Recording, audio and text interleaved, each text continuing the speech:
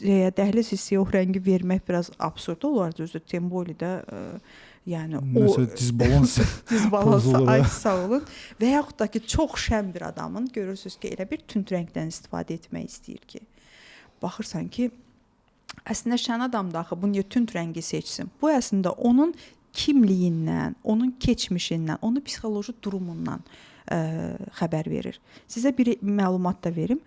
Bəzən insanlar əhval-ruhiyyələrinə uyğun olaraq rəng seçirlər. Bu necə olur? Çox sevincli olursa açıq rəngləri seçirlər. Aha. Çox qəmgin olurlarsa biraz tünd rəngə qaçırlar. Burada o şeyi tutmaq danışıq lazımdır vaxtında...